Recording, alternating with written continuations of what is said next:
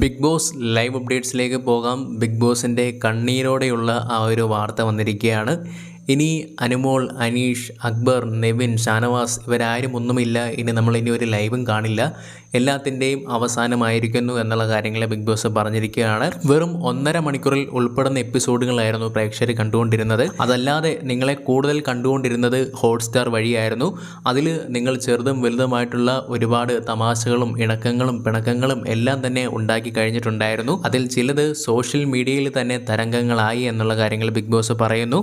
എന്തായാലും നിങ്ങൾ ഇവിടെ വെച്ചിട്ടുള്ള അല്ലെങ്കിൽ നിങ്ങളുടെ ഓരോരുത്തരുടെയും ഒരു പിന്തുണ ഈ ഒരു ഷോയ്ക്ക് കൊടുത്തത് വളരെ വലുതായിരുന്നു എന്നുള്ള കാര്യങ്ങൾ പറയുന്നു. അതിൽ നിങ്ങൾക്ക് അഭിമാനിക്കാം എന്നുള്ള കാര്യങ്ങളും പറയുന്നുണ്ട്. സോ ഇതിന് ശേഷം നമ്മുടെ എപ്പിസോഡ് തീരുമായിരുന്നു, ലൈവ് തീരുമായിരുന്നു. അപ്പോൾ ഞാനത് ഇങ്ങനെ കണ്ടുകൊണ്ടിരിക്കുമായിരുന്നു. അപ്പോൾ പെട്ടെന്ന് അതിങ്ങനെ ആഡ് വന്നിട്ട് ആ ഒരു ലൈവ് തീർന്ന് കണ്ടപ്പോഴത്തേക്ക് നമുക്ക് എന്തോ പോലെ തോന്നും. കാരണം ഇനിയിപ്പോൾ അത് ബാക്ക് അടിച്ചാലും ഒന്നുമില്ല.